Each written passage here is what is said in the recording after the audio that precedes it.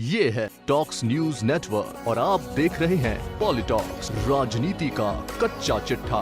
देख रहे 2 लाख से लोग अधिक आ चुके हैं यहाँ पर पूरे प्रदेश से। देखिए, ये बजट जो है ये पूरे प्रदेशवासियों की भावनाओं को रिप्रेजेंट कर रहा है। मैं समझता हूँ उसी रूप में विभिन्न वर्गों के लोग विभिन्न समस्याओं को लेके या जो घोषणाएं हुई उसको लेके वेलकम कर रहे हैं। तो हमारी जिम्मेदारी बढ़ जाती है किस प्रकार से उनकी आशाएं व अपेक्षा सरकार से है वो पूरा कैसे करें। अभी मैं जा रहा हूँ सीधा मीटिंग में, तो आज ही हमने chief secretary, additional chief secretary, principal secretary सबकी मीटिंग रखी है कि बजट की घोषणाओं को हम पूरा करना हमारा एक टारगेट होना चाहिए। इस रूप में हम लोग आगे बढ़ रहे हैं और मुझे उम्मीद है कि पिछली बार भी 85% बजट पूरा हुआ है। पिछला बजट जो अभी चल रहा है और ये बजट भी बहुत शानदार आया और मैं समझता हूँ इसको पूरा करके दिखाएंगे। सर, 5 राज्यों के इलेक्शन के बाद CWC की बैठक में कई सारे मुद्दों पर चर्चा हुई। कपिल सिब्बल जैसे नेता कई बयान भी दे रहे हैं। सर, क्या आगे का रोल? कपिल सिब्बल जी कोई कांग्रेस संस्कृति के व्यक्ति नहीं है। कपिल सिब्बल जी बहुत बड़े वकील हैं, इसमें कोई दो राय नहीं। माने वकील रहे देश के, अभी है भी, और वो कांग्रेस में उनकी एंट्री हो गई। तो कांग्रेस का जो कल्चर है, संस्कृति है, संस्कार है और प्रक्रिया हैं, कैसे जमीन पे कार्यकर्ता के रूप में रगड़ाई हो पहले, फिर धीरे धीरे वो ब्लॉक में जिले के अंदर आए, उसके बाद में उसको चांस मिलता है प्रदेश में आने का। कोई विधायक बनता है, कोई मेंबर पार्लियामेंट बनता है, कोई मंत्री बनता है, कोई मुख्यमंत्री बनता है, कोई कुछ नहीं बनता है और काम करता रहता है। तो कपिल सिब्बल साहब को बहुत चांस मिला है। सोनिया गांधी जी के आशीर्वाद से, राहुल गांधी के सहयोग से उनको केंद्रीय मंत्रिमंडल में जगह मिली है। वो पार्टी के स्पोक्स पर्सन भी रहे हैं और उनके मुंह से ऐसे अल्फाज निकलना बहुत ही दुर्भाग्यपूर्ण है। मैं समझता हूं कि ऐसे व्यक्ति से ये अपेक्षा नहीं की जाती है कि जिनको कांग्रेस की ABCD नहीं मालूम है, जिनको एक मंत्री बनना अलग बात है, परंतु जो कांग्रेस की संस्कार संस्कृति वो खाली कोई संविधान में जो मूल भावना उसको तो हम सब मानते हैं, आदर करते हैं और करना चाहिए। परंतु जो कांग्रेस का संघर्ष हुआ आजादी के पहले, आजादी के बाद में इंदिरा गांधी की हत्या हो गई और राजीव गांधी की हत्या हो गई, सरदार बहन सिंह जी की हत्या हो गई, नेश नाबूद कर दिया आतंकवाद को, खालिस्तान नहीं बनने दिया। ये कभी सिब्बल भूल जाते हैं क्या? और इस परिवार का कोई व्यक्ति, गांधी परिवार का कोई व्यक्ति पिछले 30 साल में ना तो मंत्री, ना मुख्यमंत्री, ना प्रधानमंत्री बना है।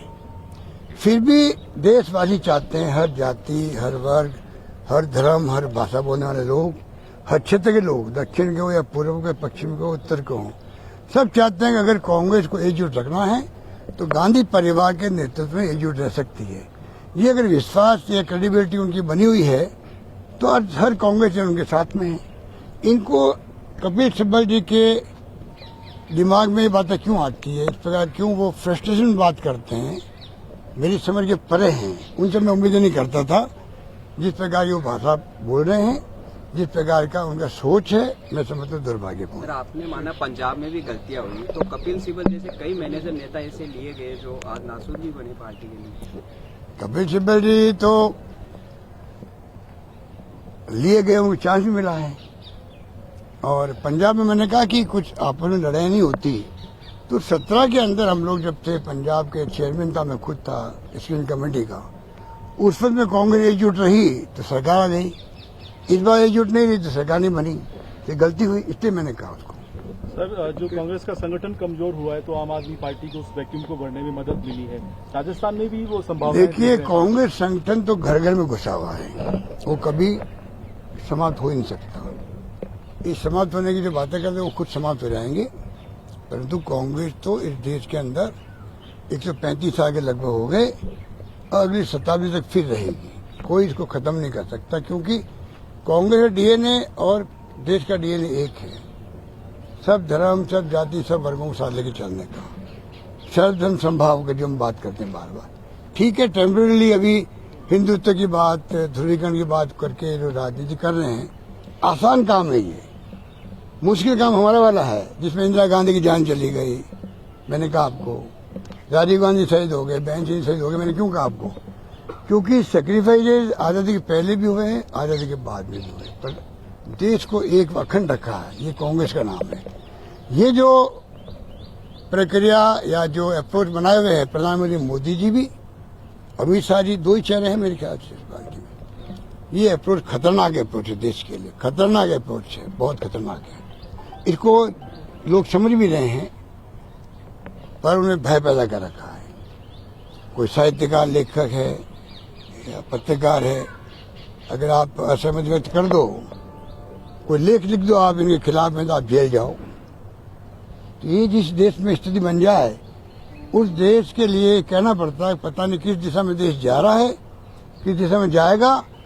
और इसलिए हम आह्वान करते हैं प्रदेशवासियों से भी, नौजवानों से भी, समझो बात को, इतिहास पढ़ो कि वास्तव में इतिहास क्या सच्चाई का है और किस प्रकार से हमें इतिहास को सामने रख करके आने वाला कल नौजवान पीढ़ी का है, उनका भविष्य का है।